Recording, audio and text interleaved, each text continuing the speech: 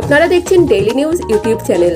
প্রতিনিয়ত আমাদের বাছাই করা খবরগুলি পেতে অবশ্যই আমাদের চ্যানেলটিকে সাবস্ক্রাইব করে পাশে থাকবেন। শুরুতেই হেডলাইন্স।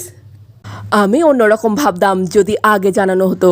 নীতি আয়োগের বৈঠকে যোগ দেওয়ার আগেই ইন্ডিয়ার শরিকদের প্রশ্নে হঠাৎ কেন এই কথা মমতার। কিছুদিন খেলেই ক্যান্সার, বিরিয়ানিতে মেশানো বিষ রাসায়নিক দেখে চোখ কপালে খাদ্য দফতরের।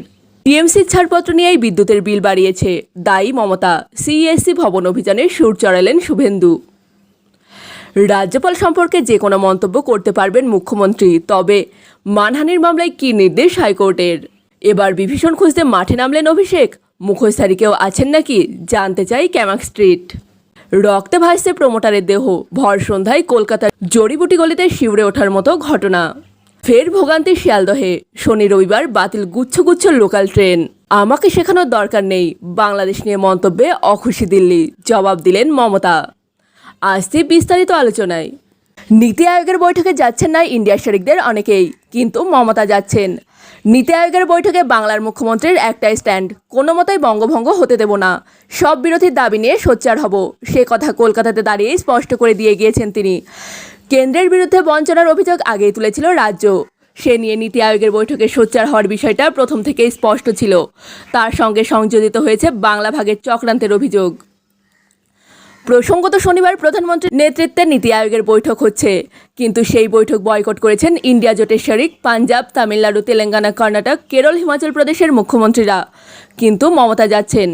প্রথম থেকে নীতি আয়োগের বৈঠকে মমতা সফরসূচি নিয়ে একটা জলঘোলা তৈরি হয়েছিল, শেষমেশ তার সফর নির্ধারিত হয়। মমতা বলেন, নীতি আয়োগের বৈঠক নিয়ে অন্যরকম ভাবতাম যদি আগে থেকে জানানো হতো বাকিরা বয়কট করছে। ইন্ডিয়া জোটের সঙ্গে যাওয়ার কোনো প্রশ্নই নেই, কারণ সেটা ছিল নীতির প্রশ্ন। ইন্ডিয়া জোটের সঙ্গেই আছি। মমতা স্পষ্ট করেছেন, আমি যাচ্ছি, আমাকে বলতে দিলে বলবো, না হলে প্রতিবাদ করব। দিল্লি যাওয়ার আগেই মমতা বন্দ্যোপাধ্যায় কেন্দ্রের বিরুদ্ধে বাজেটে বাংলাকে বঞ্চনার অভিযোগে সরব হন। মমতা বন্দ্যোপাধ্যায় বলেন, পলিটিক্যাল বাজেট বন্ধুদের সাহায্য করুক, কিন্তু রাজনৈতিক কারণে অন্য রাজ্যকে কেন বঞ্চনা করা হবে?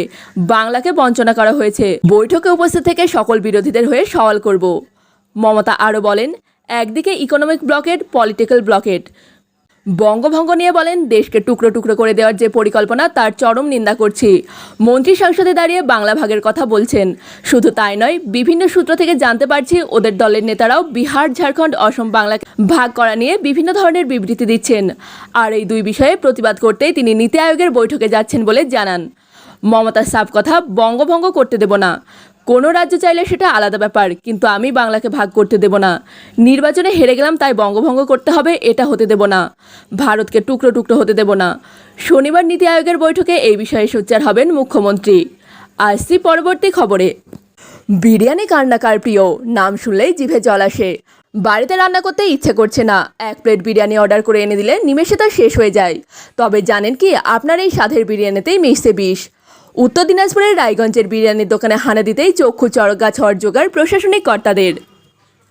জানা যাচ্ছে বিরিয়ানিতে মিশছে ফুড কালার, আতরের নামে নাকি মেশানো হচ্ছে বিষাক্ত রাসায়নিক। বিরিয়ানির গন্ধ ও আকর্ষণ বাড়াতেই মেশানো হচ্ছে এই রাসায়নিক। কড়া ব্যবস্থা নেওয়ার হুঁশিয়ারি ক্রেতা সুরক্ষা দপ্তরের। শুধু তাই নয়, প্রয়োজনে ট্রেড লাইসেন্স বাতিলে পদক্ষেপ করা হতে পারে বলে দাবি পুর প্রশাসনের। চিকিৎসকদের দাবি, এই বিষাক্ত রাসায়নিকে ক্ষতিগ্রস্ত হচ্ছে ছোটরা, এতে ক্যান্সার পর্যন্ত হতে পারে। অভিযানের পর ক্রেতা সুরক্ষা দপ্তরের এক আধিকারিক জানিয়েছে, এখন ব্যবসায়ীদের ফাইন করে নোটিশ করা হচ্ছে না, অনেককেই সতর্ক করেছি, কেউ কেউ এর থেকে সাবধানও হচ্ছে না। এরপর আরও কড়া পদক্ষেপ করা হবে। পাশাপাশি রায়গঞ্জের পুর প্রশাসকের দাবি, স্বাস্থ্য দপ্তরের সাথে পুরসভাও অভিযান চালাবে, প্রয়োজনে ব্যবসায়ীদের ট্রেড লাইসেন্সও বাতিল করা হতে পারে। আসছি পরবর্তী খবরে। বিদ্যুতের দামের শক, প্রতিবাদে সিইএসসি ভবন অভিযানে সামিল বিজেপি। মুরলীধর সেন লেন থেকে ভিক্টোরিয়া হাউস পর্যন্ত মিছিল করল পদ্ম শিবির। বৃষ্টিতে ভিজে মিছিলে হাঁটতে দেখা গেল বিধানসভার বিরোধী দলনেতা শুভেন্দু অধিকারীকে। ধর্মতলায় করলেন সভা। অবিলম্বে বিদ্যুতের বিল না কমলে কিছুদিনের মধ্যেই বিদ্যুৎ ভবন অভিযানের হুঁশিয়ারিও দিলেন। স্বভাবসিদ্ধ ভঙ্গিতে তৃণমূলের বিরুদ্ধে সুর চড়ালেন। চাচাছোলা ভাষায় আক্রমণ শানিয়ে বললেন, 15 দিন আগে আমাদের প্রতিনিধি এই বিল্ডিংয়ে এসে বলেছিলেন প্রত্যাহার করার কথা।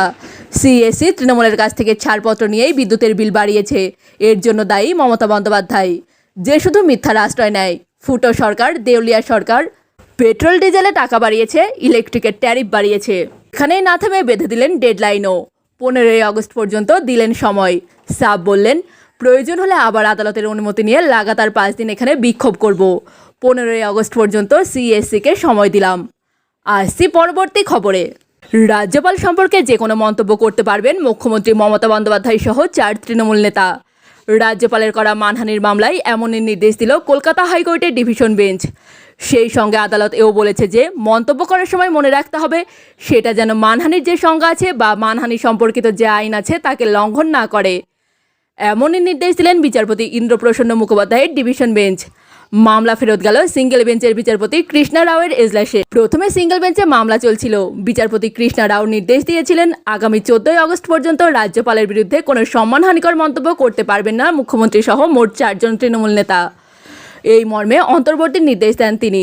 সেই নির্দেশকে চ্যালেঞ্জ করে ডিভিশন বেঞ্চের দ্বারস্থ হন মুখ্যমন্ত্রী মমতা বন্দ্যোপাধ্যায়, বিধায়ক সায়ন্তিকা বন্দ্যোপাধ্যায়, বিধায়ক রেয়াত হোসেন ও তৃণমূল নেতা কুণাল ঘোষ।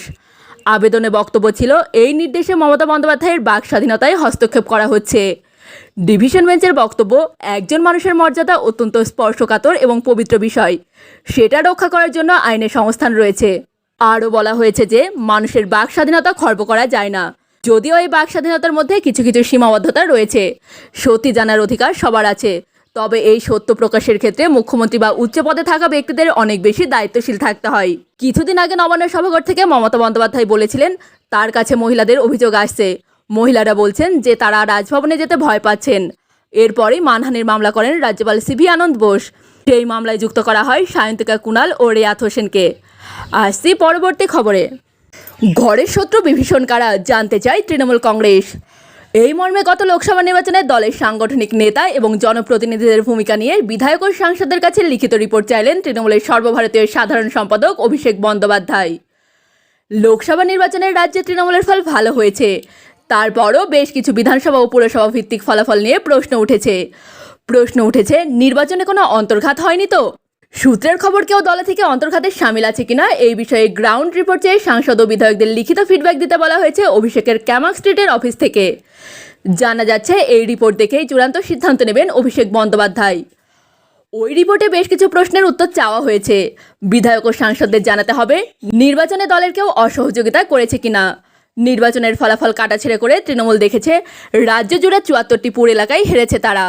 অভিষেক ইতিমধ্যেই 21শে জুলাইয়ের মঞ্চ থেকে হুঁশিয়ারি দিয়েছেন পুর এলাকায় দলের সাংগঠনিক নেতা ও জনপ্রতিনিধিদের বিরুদ্ধে ব্যবস্থা নেবেন তিনি। তার আগে দলের অন্দরের এই রিপোর্ট খতিয়ে দেখা হচ্ছে। তৃণমূলের শহীদ দিবসের মঞ্চ থেকে দলীয় কর্মীদের নিষ্ক্রিয়তা নিয়ে অভিষেক কড়া বার্তা দিয়েছিল। পঞ্চায়েত বা পুরসভার পদে থেকেও মানুষকে বোঝাতে পারেননি যাদের এলাকায় প্রত্যাশিত ফল হয়নি তাদের বিরুদ্ধে ব্যবস্থা নেওয়া হবে। এই প্রক্রিয়ায় কি তবে এবার শুরু হচ্ছে? আসছি পরবর্তী খবরে। খাস কলকাতার বুকে ভর সন্ধ্যায় যা ঘটল তাতে ঘুম উড়েছে এলাকাবাসীর। শুক্রবার সন্ধ্যায় ব্যস্ত শহরের গলির মধ্যে ঘটে গেল খুনের ঘটনা। আচমকা বাসিন্দারা দেখেন রাস্তার মধ্যে পড়ে রয়েছে এক ব্যক্তির দেহ। তাকে উদ্ধার করে হাসপাতালে নিয়ে যাওয়া হলে চিকিৎসকেরা তাকে মৃত বলে ঘোষণা করেন। আনন্দপুরের 36টি তফসিয়া রোডের জড়িবুটি গলির ঘটনা। মৃতের নাম আরিফ খান। তিনি পেশায় প্রমোটার ছিলেন বলে জানা গিয়েছে। পুলিশ ঘটনা তদন্ত শুরু করেছে। ওই গলিতেই বাড়ি আরিফ খানের। তার বাড়ির সামনে কয়েকজন ব্যক্তির সঙ্গে বচসা হচ্ছিল বলে অভিযোগ। এরপর ধারালো অস্ত্রের কোপ মারা হয় ওই ব্যক্তির শরীরে। পরে স্থানীয় বাসিন্দারা দেখতে পান প্রমোটারের দেহ পড়ে রয়েছে তার বাড়ির কাছেই। গোটা দেহ রক্তে ভাসছে। খবর দেওয়া হয় আনন্দপুর থানায়। পুলিশ দেহ উদ্ধার করে ন্যাশনাল মেডিকেল কলেজে নিয়ে যায়। চিকিৎসকেরা জানিয়ে দেন ওই ব্যক্তির মৃত্যু হয়েছে। এই ঘটনায় আব্বাস নামে এক ব্যক্তির বিরুদ্ধে অভিযোগ সামনে আসছে। এছাড়াও ঘটনাস্থলে আরও 2 অজ্ঞাত পরিচয় ব্যক্তি ছিলেন বলেও জানা গিয়েছে। যে জায়গায় ঘটনাটি ঘটেছে সেখানে একটি সিসিটিভি লাগানো আছে। সেটি খতিয়ে দেখে আততায়ীদের খোঁজার চেষ্টা করছে পুলিশ। পুরনো কোনো শত্রুতার জেরে এই ঘটনা ঘটল কিনা সেটাও খতিয়ে দেখা হচ্ছে। আসছি পরবর্তী খবরে। গত বছর থেকে এবছরের শুরু লাগাতার ট্রেন বাতিলের ছবি দেখা গিয়েছে হাওড়া শিয়ালদহে। কিছুদিন আগেই তো শিয়ালদহে প্রায় 1 সপ্তাহ বাতিল ছিল গুচ্ছ ট্রেন। চরম ভোগান্তির মুখে পড়তে হয় যাত্রীদের। তবে গত কয়েক মাসে ধীরে ধীরে বদলেছে ছবিটা। কমেছে বাতিলের ট্রেনের সংখ্যা। তবে এর মধ্যে ফের এলো বাতিলের ঘোষণা। রেলের রক্ষণাবেক্ষণের কাজ চলবে নৈহাটি গরিফার ব্যান্ডেল সেকশনে। সে কারণে 27 ও 28শে জুলাই বেশ কিছুক্ষণের জন্য করা হবে ট্রাফিক ব্লক। সে কারণেই বাতিল থাকছে একাধিক লোকাল ট্রেন। স্বভাবতই মাথা চড়া দিচ্ছে যাত্রী দুর্ভোগের আশঙ্কা। আসছি পরবর্তী খবরে।